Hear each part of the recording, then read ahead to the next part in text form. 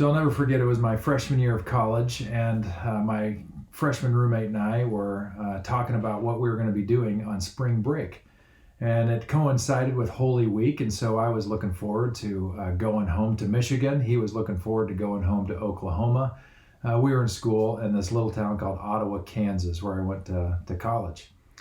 And we're talking about what we do, and I don't know, we kind of got around to Easter, and so I asked my roommate, what were your Easter traditions? And he asked me the same thing.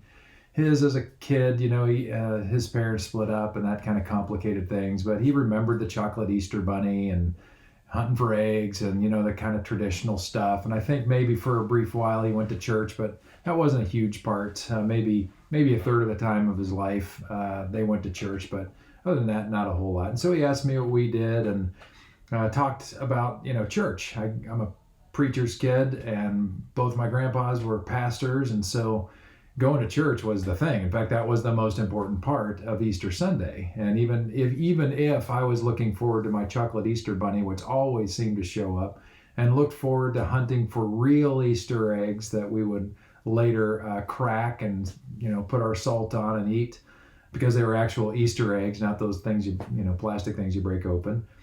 Which actually I think I got the short change on now. I think if I could go back and do it all over again, I'd rather have the Reese's. If anybody's paying attention out there, that's the kind of egg I would go for. The Cadbury would be fine too. So if anybody, has extra, send them to Crosswalk Community Church in care of Pete Shaw.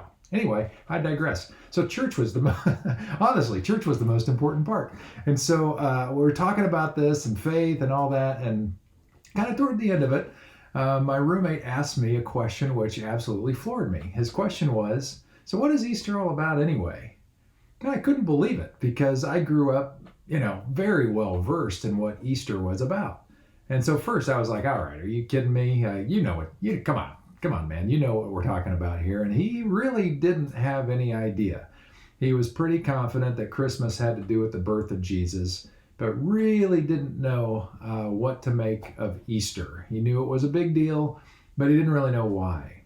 And so I told him that it was the day that we look at, and it was a day where life had victory over death, because Jesus conquered the grave. He was dead for 3 days, and then he was resurrected, and so that gives us hope for life beyond this life. That there's more to what's going on here than just our simple flesh and blood.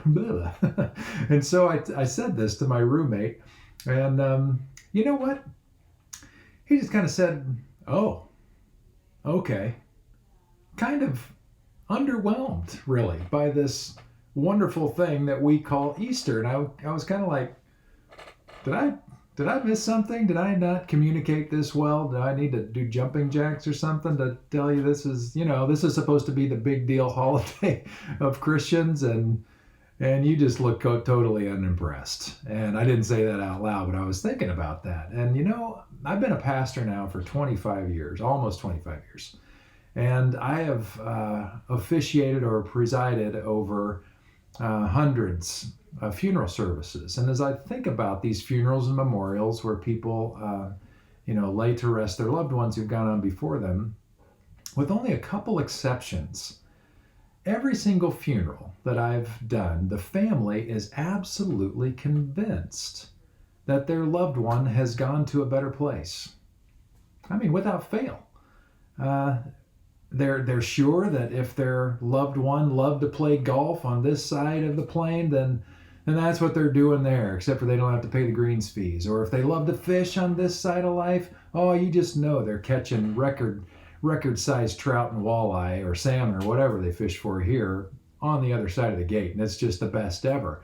If they love to hike, they're hiking. If they love to be alone, they're alone. If they wanted to have a great mansion, that's what they've got. If they love to sail, that's what they're doing. If they love to knit, that's what they're doing. If they love to play the banjo, no banjos allowed. So lots of different things happening. Maybe they learn to play the guitar, but anyway, everybody seems to have this great confidence that of course there's life after the grave, and of course our loved one is there enjoying everything that it offers.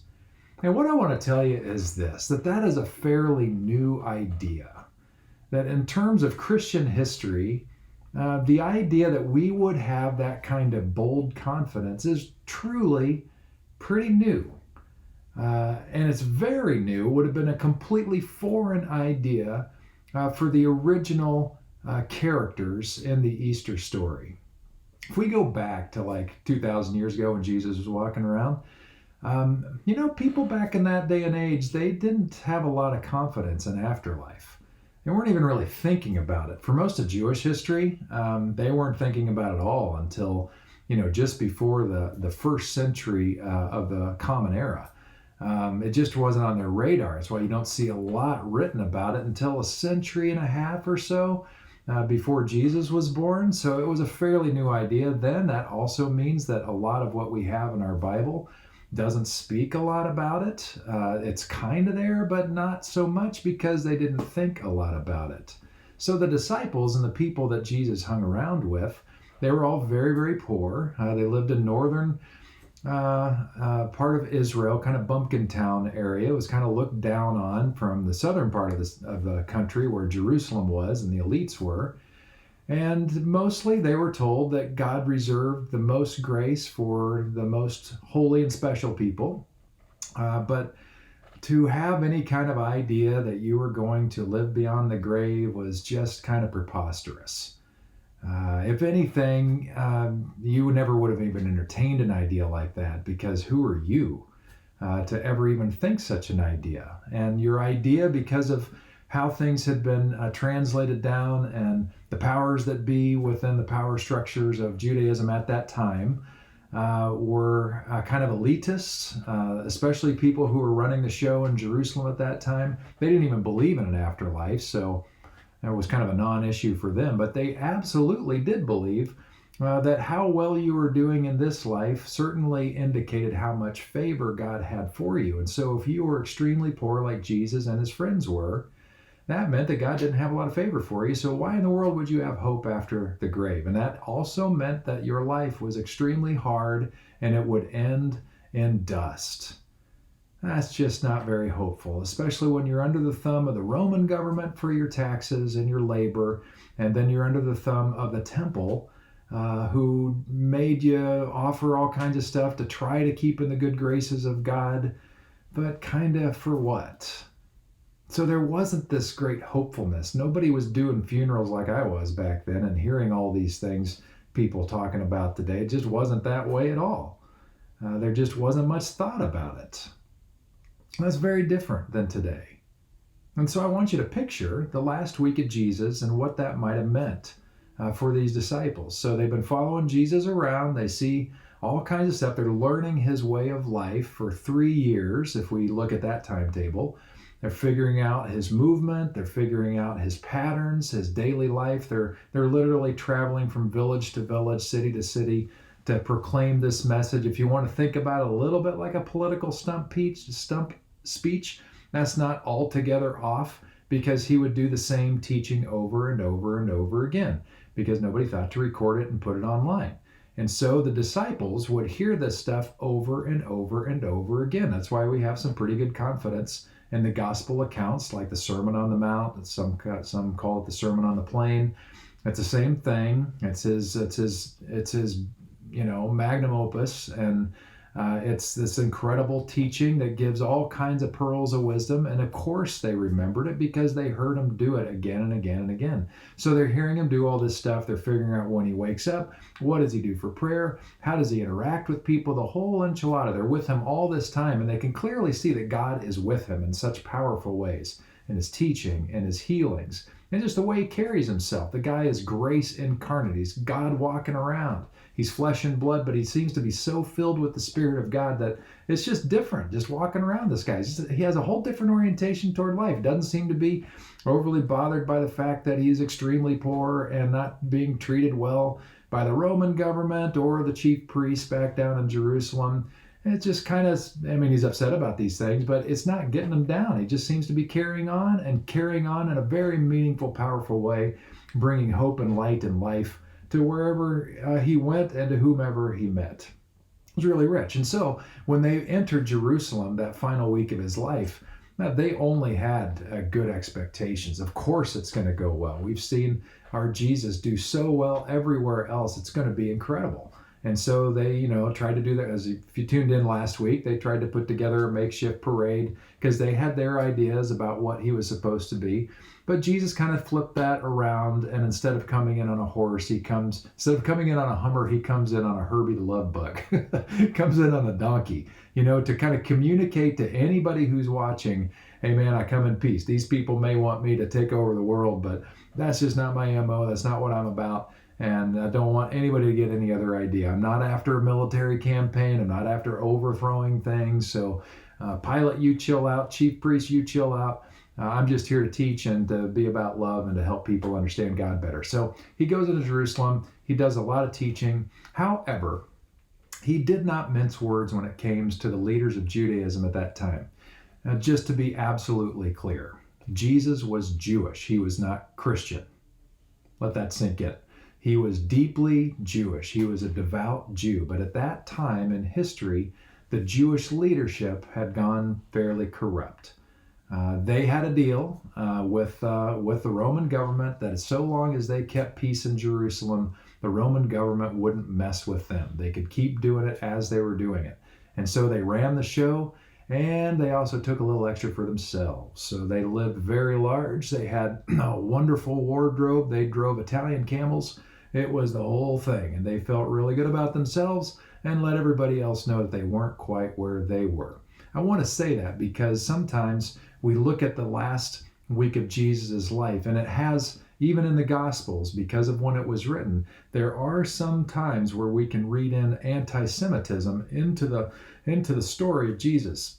And I just want to be crystal clear all over again, Jesus was a Jewish man. And so this idea of any kind of anti-Semitic thing happening in the Gospels is hogwash. However, the Jewish leadership at that time, Jesus had serious problems with, and he did not mince any words. If you want to see what it looks like for Jesus to take the gloves off, dial up Matthew 23 in the Bible. Google search it, read it. It's like, ooh, oh man. He did not hold back any punches. He made sure that anybody who was listening in his rant were crystal clear that he thought they were a bunch of corrupt whatevers and did not deserve to be in leadership and did not reflect the heart of God. That probably did not make them happy. So recognizing that he had a strong following, they decided to take matters into their own hands. And they recognized that this peasant dude from northern Bumpkin Town needed to be dealt with. And so they crafted a plan where they bought off one of his disciples. If you tuned in Thursday night for our Maundy Thursday, you heard me tell this, but Judas sold Jesus' location out where they were camping out in the Garden of Gethsemane. Thursday night, he gets arrested. Friday is a day of hell for Jesus, of false trials, persecution, and finally execution late that afternoon by crucifixion. The disciples are watching this from varying distances depending on how much courage they had. But by the end of that Friday, which was also the Sabbath, the beginning of the Sabbath, they saw their master die. Gone. This is not what any of them expected. Total and absolute humiliating defeat. And as disciples, you know what they were thinking? We're next. So they hid in an upper room, they locked themselves away, and there they cowered. They sheltered in place out of fear for what was right outside their door. Can anybody relate to that right now? So here they were, cowering in fear. They could not do what they normally like to do. Their freedoms were gone. Their hopes were dashed. This was the end of the world as far as they knew. This thing was not going well, and they could not imagine a hopeful future. They didn't even know how they were going to get out of town, let alone back home up to Bumpkin Town up in northern Israel. And so they are in the pit of despair, and they had to sit there with it until Sunday morning because the Sabbath was going on. This was the Jewish holiday of Passover that was taking place in Jerusalem. So it was just sardines in the town, it was just so packed. And then finally, because they didn't have opportunity to prepare Jesus' body for proper burial, a couple of the women followers of Jesus decided to go early Sunday morning at the crack of dawn to go prepare his body for long-term burial. Now, you need to understand, when they buried Jesus, if you saw the movie, they put him inside this tomb that a guy donated just for this purpose, probably just for a short term. And once they put Jesus' body in the tomb, they rolled this massive stone over it and sealed it so that nobody could get in there and steal Jesus' body. And because the Jewish authorities were worried that some kind of crazy stuff might go on because of some of the things that Jesus had said, they actually placed guards at the tomb to make sure there was no funny business. Enter Sunday morning. These women come, it's dawn, they show up at the tomb, the stone is rolled away, there's no guards anywhere, they look inside the tomb, and there's no body. They're freaking out. What happened? All of a sudden, this angel shows up. Now, there's a little variance here, depending on which gospel you read. They tell this story just a little bit differently. Doesn't really matter. At the end of the day, the women are there. They recognize there's no body. In one account, this angel says, "Why are you looking for the living among the dead? Don't you see? Jesus has arisen from the dead." And they're instructed to go back and tell the disciples what they've seen. In one account, they're told to tell the disciples to go back up to Pumpkin Town up in Galilee, and Jesus is going to meet them there in resurrected form. Slight variations, but the gist of it is the guy that was dead and buried and sealed in the tomb was no longer dead and buried and sealed in the tomb. He was alive again. Now, for us, we're like, yoo-hoo, but we also are like, because we're so comfortable with the idea of life after death, because the church has done a fantastic job proclaiming that hope, which is great. I mean, I think it's awesome that we have this idea of God as being so loving and inclusive as to welcome everybody, and a grace that abounds so much that everybody on the planet has, or at least who knows the story even a little bit, even if it's just culturally in the United States, they have this confidence that there's something more. And when it comes time for memorial services and funerals, it shows up. And I think that's pretty cool. But for those disciples that day, this was the game changer. This validated everything that Jesus had to say. And this gave them one big whopper clue when they actually experienced him alive again, although in kind of some mysterious forms. It wasn't quite the same as it was. They knew that no matter what happened to their flesh and blood, they were going to be okay. It was going to be all right. And they knew what they were supposed to do with the rest of their lives. They couldn't help themselves. They had to get this message out, because for everybody like them who was hopeless and poor and not really getting along very good in life, who felt under the thumb of some foreign oppressor, they found out that there's something bigger than the foreign oppressor. Pretty cool stuff. But I think there's some secret sauce that the disciples found that is a little bit lost on us. And that's really what I want to talk about today, because we're living at a time where we feel oppressed by this COVID-19 thing. And I think there's hope here with this story from the disciples in that first Easter that we can learn a lot from, that can make a huge difference in our lives going forward. I'm wondering, before we start though, what does Easter mean to you? What does Easter mean to you after you've heard this? Is it just simply there's life after death kind of thing? I mean, not to minimize that. Obviously, that's a pretty big deal. But, I think a lot of people in faith, that's really all they signed up for. That's all they are wanting from their faith, is just to know that they've got their afterlife insurance paid up and it's going to be all right. And they're told that Jesus somehow, his death paid that up, and somehow that makes sense. And so we'll go for that, and we'll show up for a service or two and take communion and make the confession that we need to and get through confirmation and all these things, with the hopes that when we die, it might actually be true. But until then, I don't really know. Who knows? Is that kind of how you feel? Do you think it's just all kind of a wash? We're not quite sure. Can anybody really be certain? Can we really have a hope that lasts? His name was Mel. At least we'll say his name was Mel. This is a guy that grew up in the church in his early stages of life, maybe through early elementary school, and even a part of that experience went to vacation Bible school and all that stuff. His grandma took him to church. I'm not exactly sure what the story was on his parents, but his grandma took him to church because faith meant a lot to her, and lo and behold, after a period of time going through the paces and stuff, Mel was asked if he wanted to be baptized, which is a rite of passage, where you declare that you believe in Jesus and, you're going to do what you can to follow as best you can. And so he got baptized, and that was about the last time that Mel went to church. During the course of his growing up and his adulthood, I don't know his backstory. I don't remember much of that at all.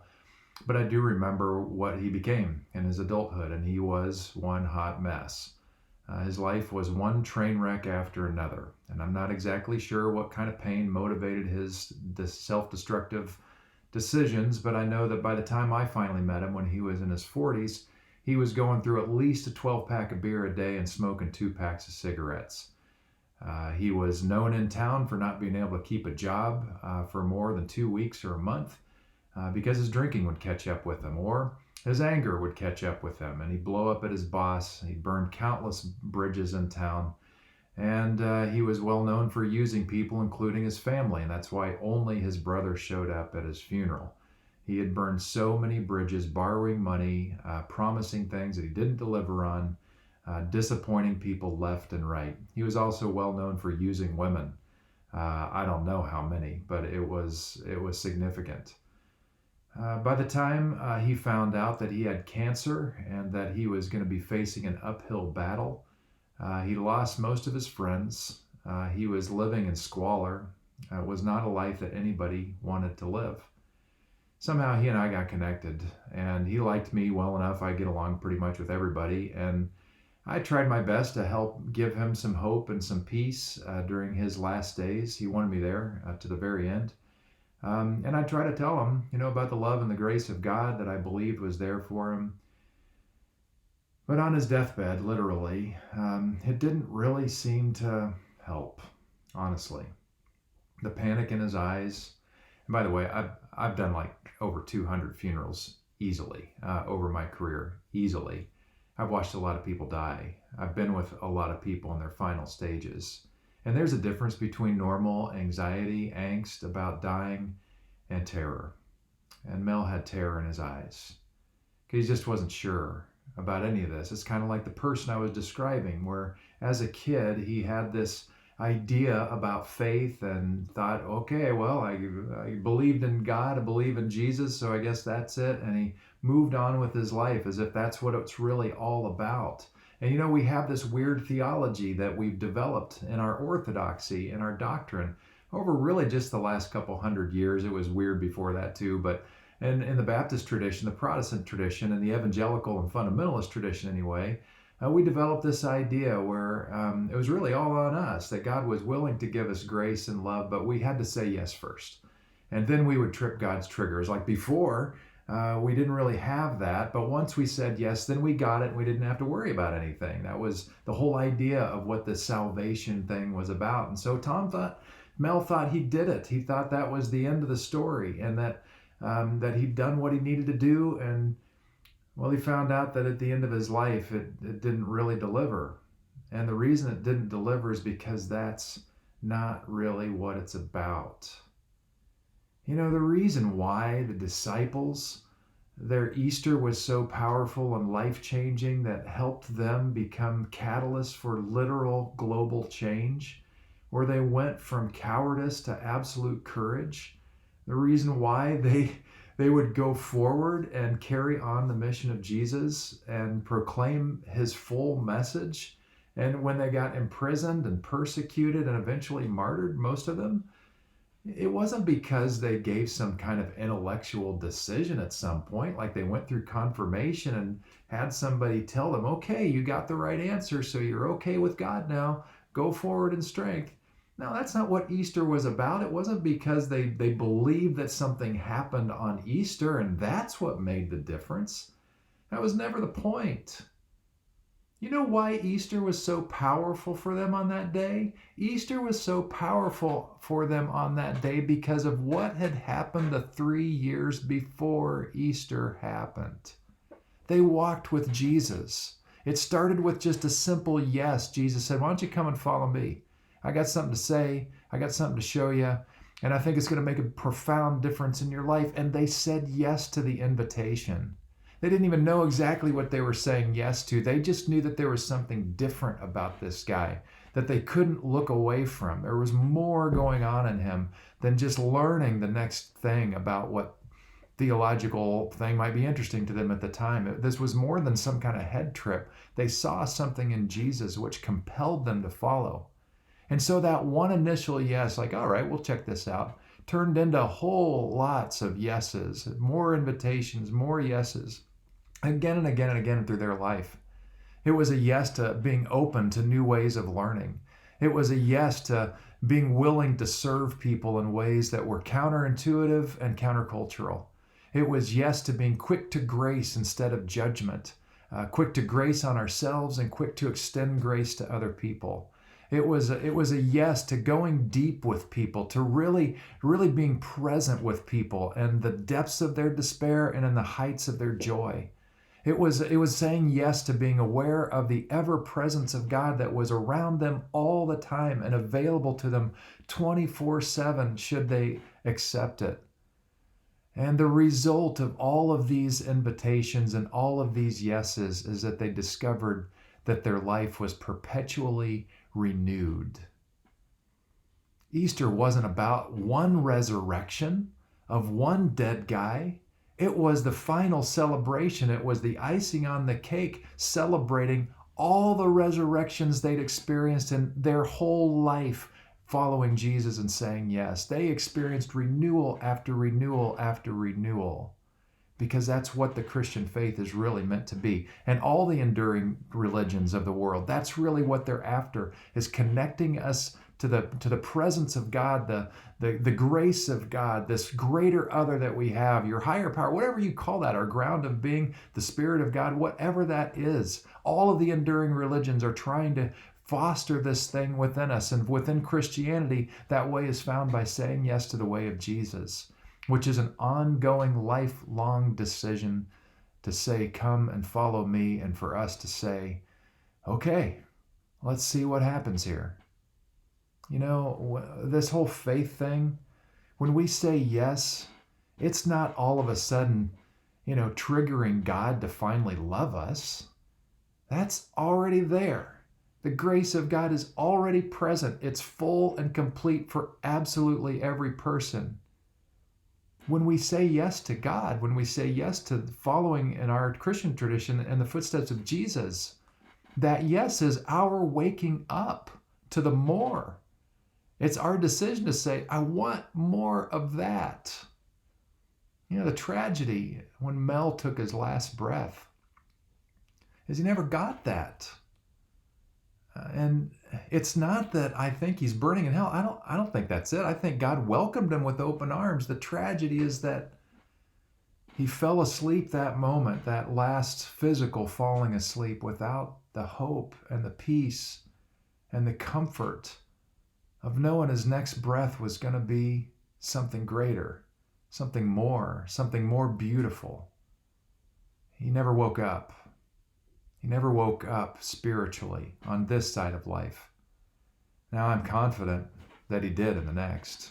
I'm confident that he was overwhelmed by the love and grace of God that he only barely knew in his life.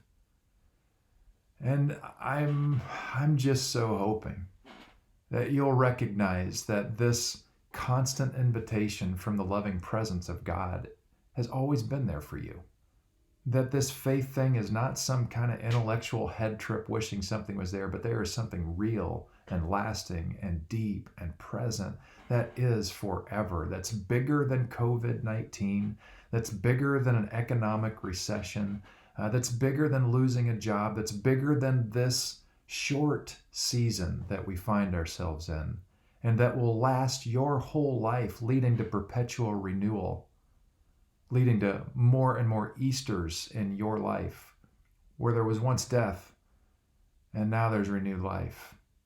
It begins with a yes. It begins with waking up. It begins with this heart cry of saying, I want more. I want to know what that is. It starts there, but then it leads to more yeses because there are more invitations. And you know how you might know where the invitations are? Sometimes it's proactive. And sometimes we're thinking about our lives and areas we'd like to see improvement. And sometimes we're sitting back where things are going pretty well and we're like, well, I'd like a little bit more peace in my life. I'd like to know what that's about, or I'd like to know what listening to the Spirit of God is. And so we go into meditation and all that. But sometimes the yes that we need to go after, the invitation we need to listen to, is where there's pain in our life. And so for you, it may be, I am just riddled with an anxiousness because of what's going on. How can I tap into this peace of God that I hear about? And there are tools for that. Some of you, it's more like, oh my gosh, my key relationship here, if that's your marriage or your significant other, totally sucks. This thing is awful. What is going to happen? Well, guess what? There's an invitation to that, to learn what it means to be more whole and to have a whole connected relationship. Maybe for you, it's a strained relationship with your kid. And so the invitation is, hey, I got something for that too. Maybe it's for how you feel about yourself. Maybe it's limited ways of thinking. I don't know what it is for you, but I know that the invitation to grow and learn and become more is always there, because the grace of God is always there for us, calling us, wooing us, lulling us forward, because the heart of God wants us to live and live well. So I hope this Easter, I hope that the question for you is no longer, what does Easter mean to you? I hope the question is, what will Easter mean to you? Because that's the point. Not some head trip about something that happened 2,000 years ago, but what might a living, dynamic faith mean for your life now? It's there before you. The invitation is always there. And it's worth saying yes. We don't always get it right. We're going to make mistakes. There are going to be times where we say no and regret it. I've certainly done that many times in my life, but the good news is there's always another invitation, because that's how grace works. That's who God is. And so I'm asking you to consider to say yes today. If you've never said yes to faith before, then it's just simply saying yes. And in the Christian tradition, it's saying yes to this invitation to follow in the footsteps of Jesus, which is what made the difference for the disciples. They had 3 years of learning the way of Jesus under their belt. Of course, this meant so much more when Easter actually happened. They'd already been living in it, and they knew how to do it going forward. It's waking up. That's how the first one is just waking up to there's more, and then learning to listen for that invitation and being willing to trust God that the yes is worth it. And it always is. It's not always what we expect. It's not always a rose garden. Sometimes the yes takes us into some tough territory. But at the end of the journey, we look back and it's like, man, I wouldn't have it any other way. That's my prayer for you today. And to end today, I want to invite you to say out loud with me the Lord's Prayer. Now, at CrossWalk, we have 43 different recovery groups that most of them end with this prayer. So we hear the Lord's Prayer all the time at CrossWalk. It's this beautiful cacophony of voices and symphony calling out this prayer. And it's a good prayer to memorize, to be sure. But don't miss Jesus' point with this. It's called the model prayer for a reason. He taught the disciples to pray this prayer because of how it's organized. It's a way to think about relating to God. And I encourage you to take time with it, even though we're just going to plow through it like you're probably used to doing or have heard before. I hope you'll slow down and think about what does this prayer itself tell us about what it looks like to live and walk with God. So, in light of Easter today, which I hope will be a bigger Easter than you've ever experienced, will you join me now in praying the prayer that Jesus taught us to pray? Let's pray together. Our Father, who art in heaven, hallowed be thy name. Thy kingdom come, thy will be done, on earth as it is in heaven. Give us this day our daily bread, and forgive us our trespasses, as we forgive those who trespass against us. And lead us not into temptation, but deliver us from evil. For thine is the kingdom and the power and the glory forever. Amen.